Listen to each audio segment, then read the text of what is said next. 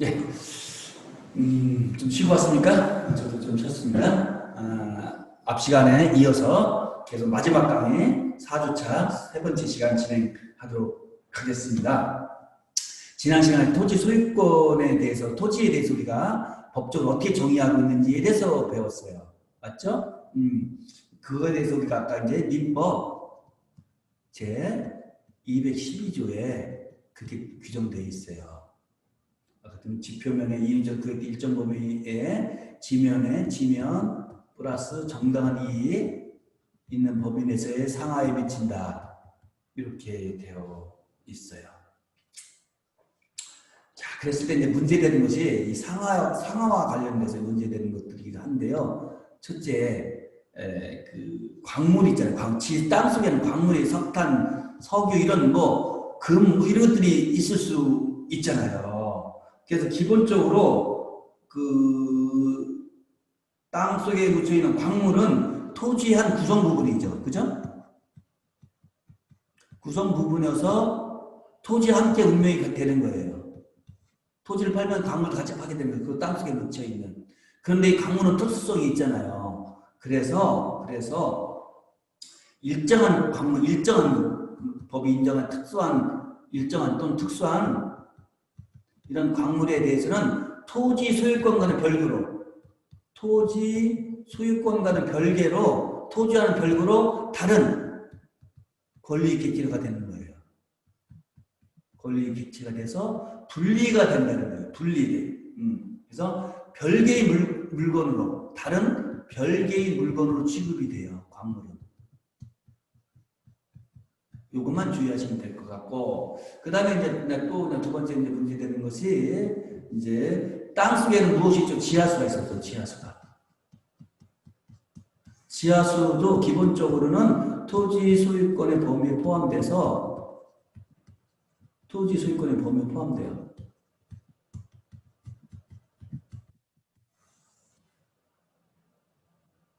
다만 지하수는 흘러가는 거잖아요. 고정되어 있는 것이 땅이라 한다면 땅 속에 이렇게 물이 흘러가잖아요. 그러니까 이게 이제 여기까지가 A라는 땅이고 이것이 B라는 땅이고 이것이 C라는 땅이라면 이걸 막 흘러가잖아요. 흘러가니까 어떻게 되죠? 여기서 만약에 위에 있는 A 토지에 다 써버리면은 이 B, C는 물을 이용할 수가 없는 거예요. 지하수를. 그러니까 음용도 안 되고 농사도 못 지고 너무나 어려움이 있잖아요. 그랬을 때 이러한 이해관계를 조절할 필요가 있잖아요. 그것을 상린관계라고 하는 거예요. 좀 어려운 말이죠. 법적인 용어인데 상린관계는 알잖아요. 릴레이션십. 상린은 서로 인접한 그런 뜻입니다. 서로 붙어있는 인접한 토지들, 가까이 있는 토지들 간의 관계를 다루는 것이 상린관계예요. 이 상린관계에 의해서 일정한 제한이 있을 수 있어요. 무엇의 이용이? 지하수의 이용이 자기만 마음대로 다 쓸 수 없다는 뜻이죠. 지하수 이용이 제한될 수가 있어요. 이 제한의 근거는 바로 인접한 토지 소유자들 간의 이해관계를 조정하기 위해서 두는 민법상의 상린관계 규정. 이 상린관계 규정에 따라서 할 수가 있죠. 옛날에 이제 이런 것이 있었어요. 어떤 A라는 농촌 지역에 농민들이 막 살고 있었어요. 농사지면서 이렇게 재미있게 살고 있었어요. 근데 어느 날 여기에 큰 음료수 공장이 들어섭니다.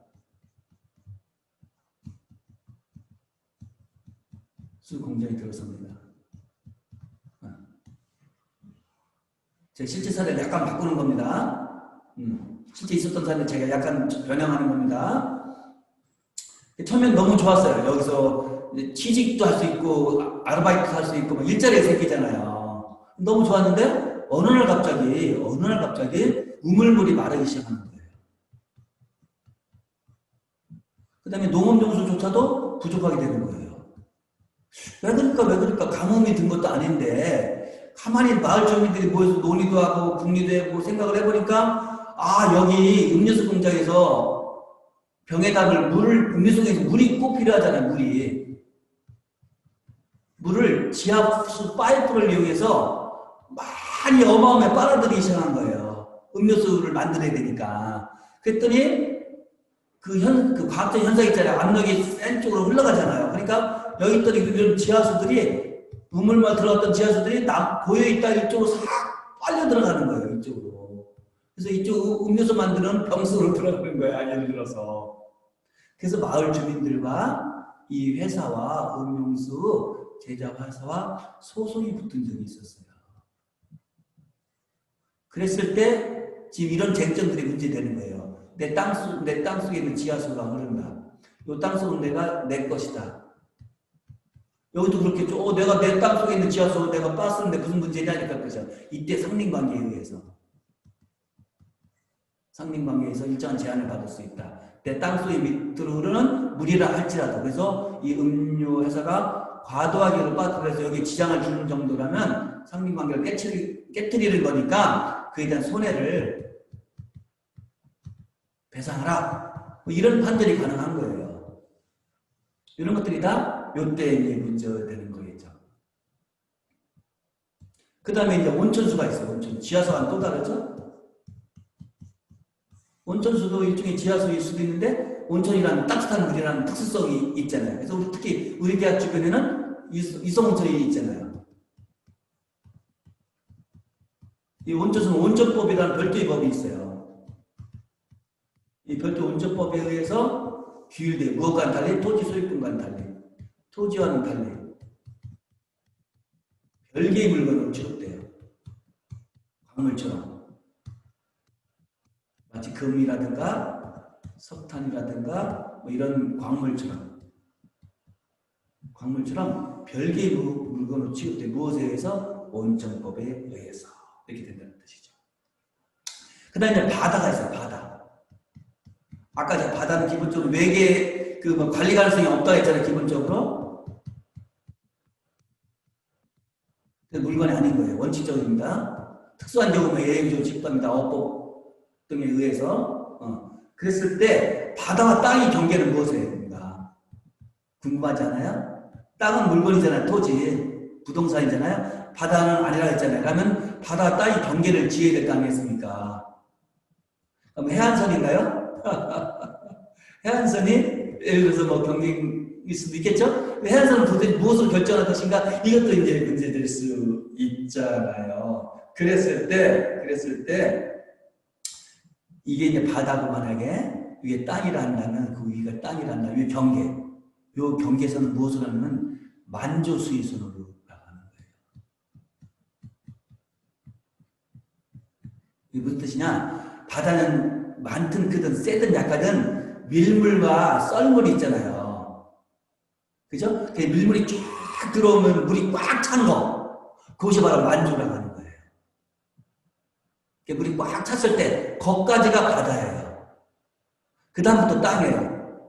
바다 썰물 때는 땅이 되고 밀물 때는 물이 되는 거 있잖아요. 이 부분은 쉽게 말하면 이 부분은 바다로 취급하는 거예요.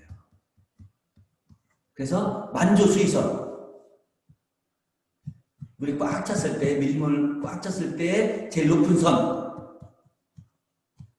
이것이 바로 바다와 땅을, 토지를 가르는 경계선이 되는 거예요. 재밌죠? 이것도.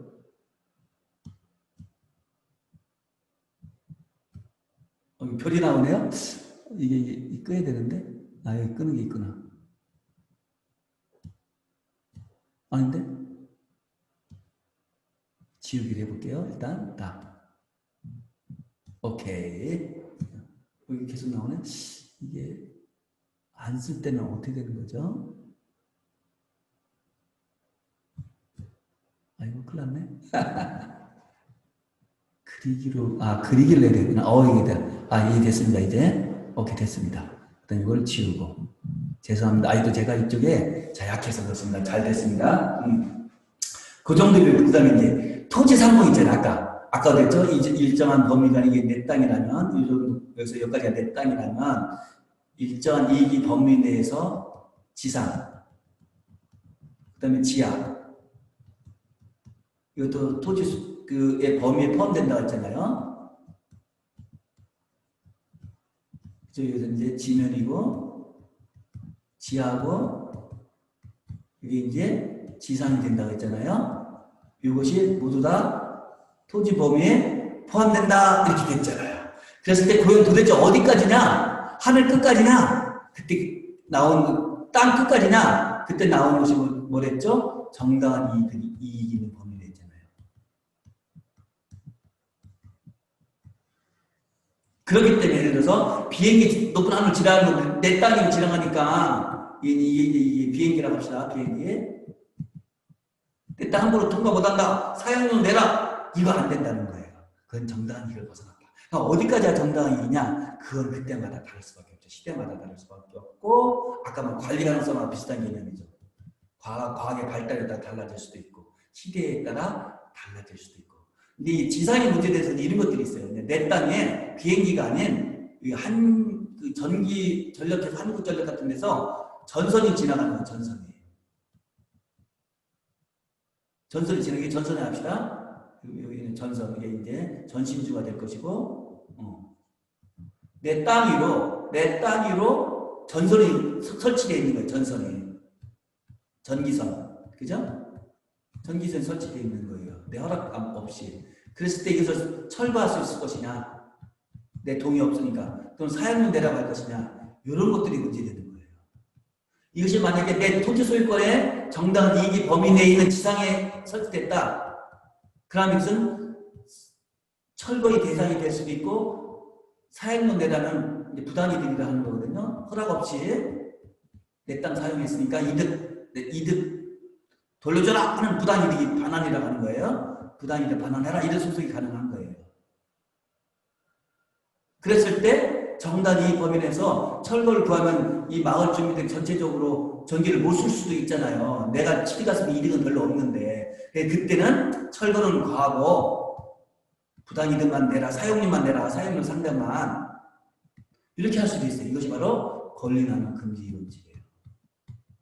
중요한 겁니다. 즉 내 권리를 행사하는 것은 원칙적으로 자유지만 그것이 내가 취득할 수 있는 이득은 거의 없고 상대방이라든가 공익이 침해받는 이익은 굉장히 큰데 오로지 상대방을 괴롭힐 의도만 것. 의도로 권리를 주장할 때는 그 권리의 행사에 대해서 법이 도와주지 않는다. 조력이라 하는데 조력하지 않는다 하는 의미에서 권리나누 금지의 원칙에 해당되면 철거는 못하고 철거할 때 비용이 많이 들잖아요. 공익적 손실이잖아요. 전구는 전기를 일종의 공공재인데 모두가 쓰는 공공재라고 하잖아요. 그때 이 공공재인데 그죠? 이런 건데 그래서 철거는 안 되고 대신 이 토지 소유자의 정당한 이득을 보호를 해줘야 되니까 그때는 사용료 상당의 부당이득을 반환해서 돈 내고 쓰라 쉽게 말하면 돈 내고 사용하라, 돈 내고 전선 지나가게 하라 이 정도로 끝날 수 있다는 것이죠. 그러나 그 진짜 높아서 우리가 상상할 수 없는 비행기 단위 높이다. 그때는 정당한 이익을 벗어날 수 있다고 볼 수 있겠죠. 지하도 마찬가지예요. 지하도. 내 땅 밑으로 예를 들면 지하 상가가 건설된다. 내 허락받아야죠. 사든가 그죠? 동의받든가 그 지상권이라고 하고 그러거든요. 또 지하철 지나가는 거 있잖아요. 지하철. 내 땅 밑으로 이럴 수 있잖아요. 이런 것들은 다 토지 소유권의 범위에 속한다. 이렇게 볼 수 있는 것이죠. 그래서 토지 소유권의 범위가 구체적으로 어느 정도 되는 것이냐 이것도 굉장히 중요한 거예요. 자, 아까 우리가 지금 부동산에 대해서 배우고 있습니다. 그죠? 부동산 크게 뭐랬죠? 토지와 플러스 그 정착물이라 했죠. 지금까지 우리가 토지에 대해서 배웠어요. 토지는 무엇인가? 토지 상한은 어떻게 될 것인가? 토지와 바다의 경계는 무엇인가? 뭐 이런 것들에 대해서 우리가 배웠어요. 그죠? 그 정착물이란 뭔가? 그라는 것은 토지를 말하겠죠? 토지의 정착물이라는 뜻이겠죠? 정착물이 무엇인가? 우리가 상식적인 국어 수준을 넣으면 그러니까 땅에 붙어있는 물건이라는 뜻이겠죠? 땅에 정착된 붙어있는 물건이라는 뜻이겠죠? 이게 어떤 상식적 의미에 있어서의 정착물인데 보면 좀 더 정확하게 되잖아요. 확실해야 되잖아요. 그래서 이제 그 법에서는 이 정착물을 크게 세 가지로 나누고 있어요. 법의 영역에서는. 하나는 정착물입니다. 정착물 전제로 하는 겁니다. 정착물 중에서 토지와는 완전 별개. 완전 별개의 물건으로 취급하는 거. 취급하는 거예요. 그래서 토지와 붙어 있지만 토지와는 전혀 다른 물건으로 취급하는 것이 있어요. 그것이 바로 건물이에요. 자, 그러면 묻겠습니다. 건물은 동산입니까? 부동산입니까? 어떤 겁니까? 동산입니까? 부동산입니까?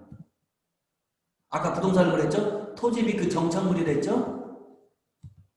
그러니까 건물은 토지의 정착물입니까? 정착물이 아닙니까? 정착물이죠. 그래서 토지는 부동산이, 죄송합니다. 건물은 부동산이 되는 거예요. 그랬을 때 우리나라 법은 이 건물을 토지와는 완전히 별개는 또 다른 물건으로 취급해요. 또 다른 물건. 그런데 이 건물을 토지의 일부를 볼 것이냐, 토지의 한 부분, 아까 지하처럼 일부로 볼 것이냐, 아니면 제가 지금 설명드린 대로 별개의 물건을 볼 것이냐, 무엇과 토지예요. 토지의 일부를 볼 것이냐, 토지의 별개의 물건을 볼 것인가는 나라마다 달라요. 그래서 많은 나라, 프랑스, 독일, 영국, 미국 이런 나라들은 이 토지를, 죄송합니다. 건물을 토지 일부로 보는 나라가 굉장히 많이 있어요. 그런데 우리나라는 완전히 별개로 봐요. 우리나라 민법은. 그럼 우리나라 민법에 건물은 토지 완전히 별개 물건으로 취급한다, 본다 이런 규정이 있느냐? 그런 규정은 없어요. 그런 규정은 없어요. 다만 다른 여타의 유사한 관련 규정을 통해서 우리 민법은 건물은 토지와 완전히 별개의 물건으로 본다 하는 내용을 알 수 있게 되는 거예요. 그 규정 중에 하나가, 관련 규정 중에 하나가 바로 등기부예요. 여러분, 부동산 사고 팔고 권리관계 설정할 때는 등기부라는 것을 알고 있잖아요. 부동산에 관계되는 등기부잖아요. 공적장부잖아요. 이 등기부를 우리가 크게 별개의 등기부로 구분해서 하나는 토지 등기부가 있고요. 또한 건물 등기부가 있어요. 아파트, 건물, 빌딩, 주택, 단독주택, 상가 이런 것들이죠. 이런 것들이 별개의 건물로 취급하고 있는 거예요. 그래서 등기부가 달라요. 그렇다면 우리 민법이 토지와 건물을 마치 별개의 부동산, 하나의 부동산으로 보지 않고, 하나의 물건으로 보지 않고, 두 개의 물건으로 보고 있구나 하는 것을 알 수 있다는 것이죠. 이해되셨죠? 그래서 우리 민법은 토지와 건물을 별개의 물건으로, 즉 복수의 물건으로, 두 개의 물건으로 취급하고 있다 이렇게 되는 거예요. 그래서 극단적으로는 토지와, 이런 토지가 있고 이런 건물이 있다고 합시다. A라는 토지가 있고 B라는 건물이 있잖아요. 이 토지와 건물을 별개로 팔 수 있어요. 즉 토지는 을한테 팔고 갑소유했는데 건물은 병한테 팔 수가 있는 거예요. 극단적으로 얘기를 하면. 이런 경우 종종 있을 수 있어요. 예외가 있어요. 예외가. 집합 건물 있죠. 아파트 같은 것이 전형적인 모습이에요. 집합 건물 같은 경우에는 토지와 건물이 하나의 물건으로 취급돼요. 여러분 아파트 등기부 띄웠잖아요. 토지에 관한 부분 나오고 아파트 건물 지상 몇 층 이게 다 나와요. 몇 제곱미터 평방마 이런 아파트 건물이 같은 부동산 등기부 내에 포함되어 있어요. 하나의 물건으로 취급된다는 뜻의 법적으로 부동산 등기부 안에 이렇게 같이 규정되어 있어요. 같이 기재되어 있어요. 이런 예외적인 말로 기본적으로는 토지와 건물은 별개의 물건이 된다. 건물은 부동산인데 토지와 완전히 별개의 물건으로 취급한다. 여기까지 이해하시면 되는 거예요. 이것이 바로 정착물 중에서 다시 돌아갑니다. 정착물 중에서 토지와 건물. 건자는 요 세울 건자를 쓰거든요. 건물. 세운 물건이라는 뜻이에요. 세워진 물건이 그런 뜻입니다. 이 건물입니다. 토지와 건물이 되고, 둘째는 토지와 항상 언제나 하나의 물건으로 취급되는 정착물이 있어요. 물건 취급되는 정착물이 있어요. 정착물은 정착물인데 건물과는 달리 언제나 토지와 하나로 취급돼요. 토지를 팔면은 이 정착물도 파는 것이에요. 토지를 살면 그 위에 있는 정착물도 사게 되는 거예요. 그런 것들을 이제 이유행을 시키는 거예요. 그런 것들은 어떤 것이 있느냐? 도로 포장 있잖아요. 도로의 포장. 또 육교, 뭐 예를 들어서 이런 것들은 여기에 포함되는 거예요. 이렇게 포함될 수가 있는 거예요. 다리, 뭐 이런 것들은 토지에 항상 같이 취급된다. 토지와 별개로 취급되지 않고 육교만 팔 수는 없잖아요. 그죠? 이렇게 되게 된다는 거예요. 세 번째는 정착물은 정착물인데 하나의 물건으로 취급될 수도 있고 2번처럼 하나의 물건으로 취급될 수 있고 예외적으로 1번처럼 별개의 물건으로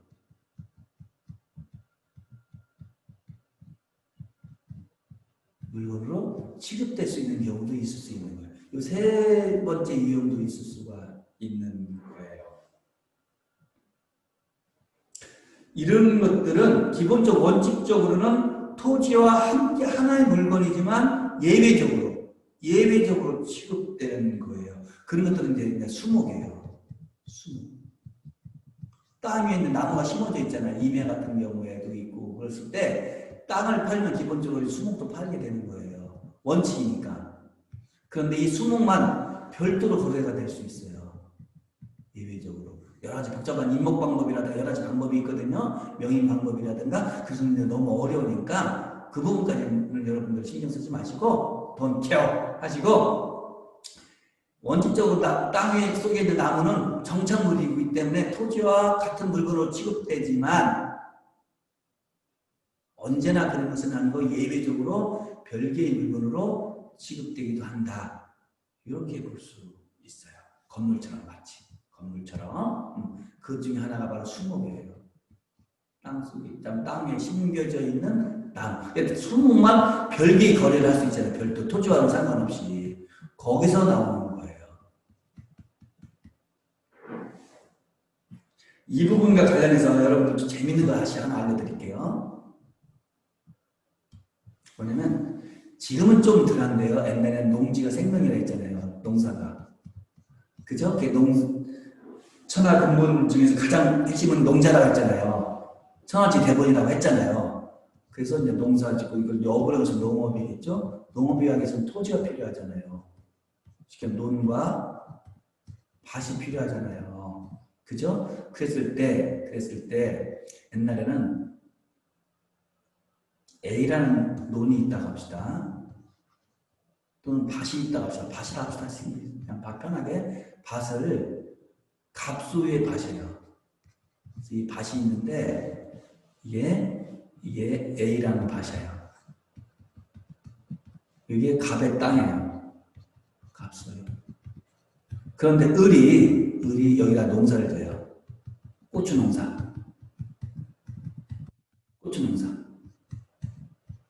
아니면 감자 농사. 이런 농사를 질 때 이것이 과연 누구 거냐가 문제되는 거예요. 땅 속에 있는, 그죠? 이 고추나무에 달린 고추, 땅 속에 있는 감자, 고구마, 뭐 이런 것들이 과연 누구 것이냐가 문제된다는 뜻이에요. 그랬을 때 땅 속에 붙어 있잖아요. 고구마도 그렇고 감자도 그렇고, 그죠? 그러니까 붙어 있으니까 정착물을 볼 수 있잖아요.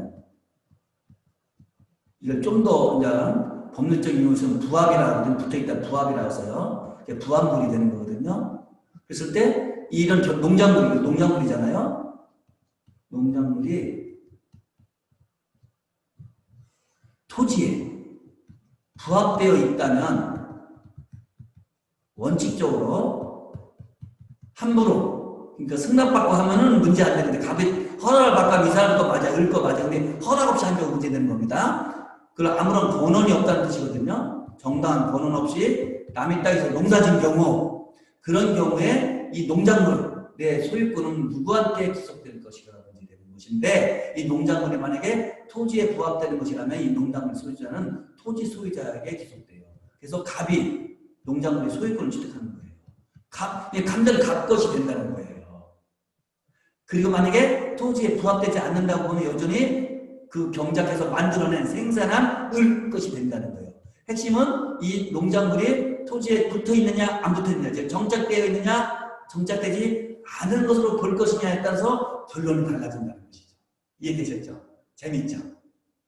물론 아까 얘기했듯이 허락받지 않고 있을 때 허락받고 당연히 경작자의 소유가 되는 것이죠. 그랬을 때 우리 판례는 경작자를 보여주고 있어요. 아무래도 경제적으로 어렵기도 하고 먹고 살기 위해서 한 것이고 그래서 이 경작물은 누구 것이다? 농작물은 경작자 소유다. 경작자가 감자 수확할 수 있는 거예요. 그래서 내다 팔 수가 있는 거예요. 단! 어떻게 되죠? 이 땅을 공짜로 이용했잖아요. 허락받고 했으니까 공짜로. 사용료는 내가 임대료겠죠. 임대료, 땅 사용료. 임대료는 무엇으로? 아까 말했던 부담이득으로. 어떡하라? 반환하라! 하는 법률을 구성하고 있는 거예요. 이해되셨죠? 농작물만 예외로 취급하고 있어요. 우리 판례가. 재미있죠? 궁금하기도 하죠. 흥미롭죠? 어떻게 진행될 것인가? 이런 것들을 로스쿨 오잖아요? 정확히 배우는 거예요. 굉장히 어려워요, 로스쿨 학생들도. 여러분들 지금 굉장히 쉽게 이 부분에 대해서 배운 거예요.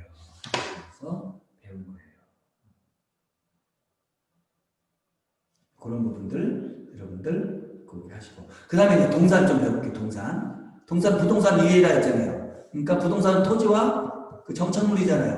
그러니까 부동산은 뭐죠? 토지와 정착물만 아니면 모두가 나머지 모두 동산인 거예요. 근데 이 동산 중에서 아주 특별히 취급되는 동산이 있어요. 그 중에 하나가 자동차예요. 또는 선박이에요. 또는 항공기예요. 아까 선박 항공기에서 우리가 배웠잖아요. 그죠? 합성물이라 했잖아요. 물건 중에서 합성물이라 했잖아요. 단일물은 아니라 했어요. 자동차도 마찬가지죠. 물건인데 무슨 물건이야? 동산이에요. 왜? 토지 아니잖아 이거. 토지에 붙어있는 물건 아니잖아. 그러니까 동산이에요, 부동산이에요. 부동산이 되는 거죠. 이해하겠죠? 동산 아닌 것이 부동산이라 했으니까. 그랬을 때 자동차 같은 거, 선박 같은 항공기, 부동산은 아니고 동산인데 부동산처럼 취급을 해요. 너무 중요하니까 거래상 너무나 중요하기도 하고 복잡하기도 하기 때문에 부동산처럼 취급해서 부동산에서 아까 등기부가 있다 했잖아요. 공시방법으로서 등기부를 통해서 권리관계를 확정하는 거거든요. 그 거래 안전을 도모하는 것이거든요. 그랬을 때 자동차에도 자동차 등록 업무가 있는 거예요.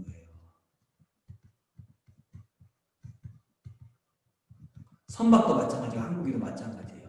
그래서 자동차는 부동산으로 취급되기 때문에 예를 들어 우리가 땅을 사고 팔면 등기를 해야 내가 비로소 소유권자가 되는 거잖아요. 마찬가지로 자동차를 여러분 사고 파도 여러분들 아마 학생들 중에 자동차 있는 학생 있을 거예요. 중고자동차든 뭐 새 차든 간에 자동차를 살 때 내 앞으로 등록을 마쳐야 이전 등록이라 하는데 비로소 내 차가 되는 거예요.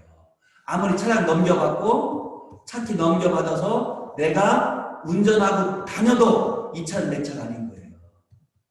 자동차세 누가 돼요? 전소유자. 나도 파는 사람이 자동차세 계속 내게 될 수도 있는 거예요. 법적으로. 왜? 내 것이 아니니까. 그러니까 내 것은 언제 되냐? 이전 등록을 했을 때 등기하고 똑같은 거예요. 부동산하고 똑같이 취급돼요. 이런 것들은 부동산과 동산이지만 부동산은 아니지만 동산과 같이 취급돼서 준부동산이라고 하는 거예요. 부동산에 준한다 해서 이렇게 되다는 거죠. 그 다음에 재밌는 게 있을까요? 그럼 여러분 돈 있죠? 돈, 금전. 그죠? 지폐도 있고 주화도 있죠. 동전이죠. 지폐 종이돈이잖아요. 그래서 1,000원짜리, 5,000원짜리, 만원짜리, 10만원짜리까지 지금 5만원짜리까지 있죠, 우리나라는. 동전도 있고 10원짜리 있고 2원짜리, 5원짜리, 100원짜리, 500원짜리까지 있죠, 동전은. 우리나라에서는. 이거는 물건이라는 거예요. 이거 물건 맞죠? 왜? 좀 형체 있죠. 둘째, 오감에서 가능하죠? 관리 가능하죠. 그죠? 당연히 물건이죠. 물건 중에서 동산일까요? 부동산일까요? 부동산은 건물과 그 정착물만이라고 했잖아요. 이거 건물 아니죠. 돈은. 그죠? 지폐, 종이돈, 뭐 동전 아니죠. 그 다음에 정착물 아니죠. 그럼 부동산은 아니죠. 그럼 뭐죠? 무조건 동산인 거예요. 동산은 동산인데 금전은 어떤 사용 가치가 아니잖아요. 사용, 땅, 물, 자동차는 사용하기 위해서 가치잖아요. 사용 가치가 있는데 금전은 사용 가치는 없잖아요. 그래서 어때죠? 바꿀 때 교환 가치가 있잖아요. 그래서 가치는 법적으로 크게 사용 가치와 교환 가치가 있어요. 모든 물건은 다 갖고 있어요. 땅이 있다. 땅은 사용 가치도 있고 내가 사용해서 이거 빌려줘서 그래서 내가 임대료를 받을 수 있고 내가 농사를 지을 수도 있고 공장을 운영할 수도 있잖아요. 여기서 팔아서 돈을 챙길 수도 있잖아요. 그죠? 이득을 얻을 수 있잖아요. 그걸 교환 가치와 사용 가치가 하기 때문에 모든 물건은 원칙적으로 사용 가치와 교환 가치를 다 갖고 있어요. 그런데 금전 가치는 사용 가치는 거의 없죠. 금전은 동전으로 뭘 사용하겠어요? 어떤 구멍 메꾸를 때 무슨 뭐 그런 정도? 또는 뭐 종이라는 벽지를 사용할까요? 그럴 수는 없잖아요, 우리가 현실적으로. 그죠? 그러니까 사용 가치는 거의 없든가 하고 교환 가치만 있잖아요. 이 돈으로서 내가 물건 살 수, 자동차 살 수 있고, 땅 살 수 있고, 다른 사람을 임금을 줘서 그 노동력을 살 수가 있는 것이잖아요. 여기 무슨 가치가 있죠? 교환 가치가 있는 거예요. 그죠? 그래서 이 교환 가치가 너무나 중요한 거기 때문에 일반 물건과는 차이가 크다. 일반 동산과는. 그래서 특수한 동산이라고 하는 거예요.